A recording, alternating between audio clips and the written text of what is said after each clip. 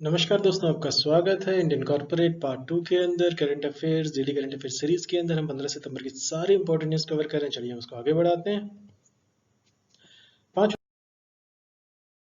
Number की news है AGR जो है एडजस्टेड ग्रॉस रेवेन्यू जो है, जिसमें सुप्रीम कोर्ट की बहुत इंपॉर्टेंट रूलिंग आई है। जिस तरीके से रिलीफ मिला है, हालांकि टेलीकॉम ऑपरेटर्स जो है वो 20 साल का रिलीफ चाह रहे थे, लेकिन उन्हें 10 साल का मिला है। और लेकिन फिर भी ये बहुत बड़ा रिलीफ है। और जिस तरीके से वोडाफोन आइडिया का जो मर्जर हुआ, एक तरीके से ऑफिशियली वीआई इन्होंने बना लिया है, वो एक तरीके का कम से कम सर्वाइव करने की उम्मीद जगी है उनकी इस वर्डिक्ट की वजह से।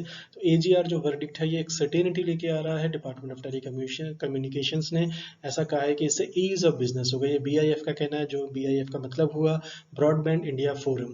तो एजीआई का वर्डिक्ट होगा, ये मूव अहेड होगा। अब जो हुआ सो हुआ, उस तरीके से कल कॉर्पोरेट आगे बढ़ेंगे और उसके बाद रेवेन्यूज जाएंगे, थोड़ा प्रोफेशनलिज्म लाएंगे। लेकिन ये प्राइस एस्केलेट होने की बात एयरटेल ने भी की है, वोडाफोन ने भी की है, जियो हालांकि इस पे मम है, लेकिन इसको देखते हैं आगे किस तरीके से होगा। लेकिन अगर प्राइस वॉर अगर कंज्यूमर के फेवर में नहीं जाती है तो ये दिक्कतें होने वाली हैं फ्रॉम कंज्यूमर परस्पेक्टिव। लेकिन फॉर 5G आने के बाद जिस तरह से ये इंटेंसिफाई होगा, जिस तरह से टेक एम यानी कि टेक महिंद्रा ने भी इसमें कहा है कि वो 4G और 5G का प्लेटफॉर्म्स अकेले फोकस कर सकते हैं। उनका जापानीज फर्म के साथ मर्जर हुआ है एक तरीके साथ। तो ये काफ़ी कुछ होने वाला है टेलीकॉम सेक्टर के अंदर। चलिए हम आगे बढ़ते हैं। इसके बाद जो अगली न्यूज़ है वो मैक्रॉन की है। इन्होंने बहुत इंपॉर्टेंट न्यूज़ है हमारी यूनिवर्सिटीज़ के लिए। इन्होंने पार्टनर का है टॉप यूनिवर्सिटीज़ के साथ, ताकि ये टेक इनोवेशंस में उनको भागीदारी कर सके, उन्हें बढ़ावा दे सके, फोस्टर कर सके, उनको ग्रोथ दे सके। तो मैक्रॉन टेक्नोलॉजी है largest semi conductor companies in the world है, वन ऑफ द लार्जेस्ट है। और ये कोलेबोरेशंस बना रहे हैं top institutions of the country के साथ। तो ये यूएस बेस्ड कंपनी है और इसको हम ऐसा भी कहते हैं URAM यानी मैक्रॉन यूनिवर्सिटी रिसर्च अलायंस जो है इन्होंने इंट्रोड्यूस किया था। तो ये building talent in science technology engineering and math, जिसको हम स्टेम भी कहते हैं, STEM के अंदर होगा। तो वो पूछा जा सकता है, वैसे रेयर है लेकिन इट कैन बी आस्क्ड।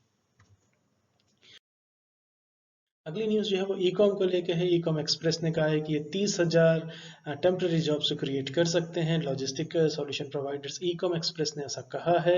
ये लॉजिस्टिक सॉल्यूशंस प्रोवाइडर हैं across various operations in next few weeks में। और जिस तरीके से डिमांड बढ़ी है ई कॉमर्स के अंदर क्लाइंट्स की ड्यूरिंग द फेस्टिव सीजन, तो लेकिन इन्होंने स्ट्रेस इसी पे दिया है कि टेम्प्रेरी ही होने वाला है वो। लेकिन ये बहुत दूर की कौड़ी लग रही है, क्योंकि अभी जो सेंटिमेंट मार्केट्स के अंदर हैं, फेस्टिव सीजन से उम्मीद तो करी जा रही है, लेकिन हमें लगता नहीं कि ऐसा इतना वो प्रोडक्टिव होगा इनके एक्सपेक्टेशंस के हिसाब से। क्योंकि Q3 के रिजल्ट्स और लोग काफ़ी वाइज हैं। हमारा जो डोमेस्टिक कंज्यूमर है काफ़ी ज़्यादा वाइज है, वो चीज़ों को समझते हैं, सेविंग्स में बिलीव करते हैं। लेकिन अगर ये एक्सपेंडिचर पे जाते हैं तो उसको देखेंगे किस तरीके से ये आउटले तैयार होता है। तो ये Q3 और Q4 के रिजल्ट्स के बाद ही हम इस पे पुख्ता तौर पे कह सकेंगे कि हमारी जो इकोनॉमी है वो किस तरफ मूव कर रही है।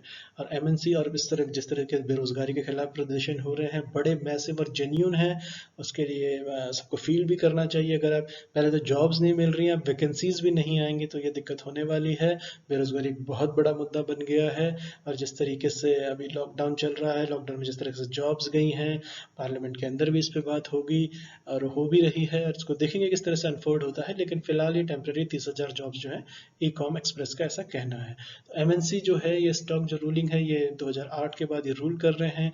फैमिली रन एंटिटीज़ हैं बेसिकली। तो इस पर भी एक विरोधाभास होता है कि 125 फैमिलीज जो हैं, जिस तरीके से इंडिया का इंडस्ट्रियल सेक्टर है, उसमें चेंजेस आने चाहिए। क्रोनी कैपिटलिज्म को लेकर बहुत बात होती है, लेकिन ऐसा जो पास्ट डेकेड के अंदर एशिया पैसिफिक रीजन की इन्होंने बात की है।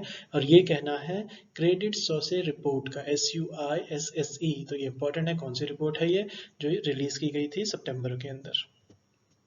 चलिए, thank you so much for listening. नमस्कार दोस्तों।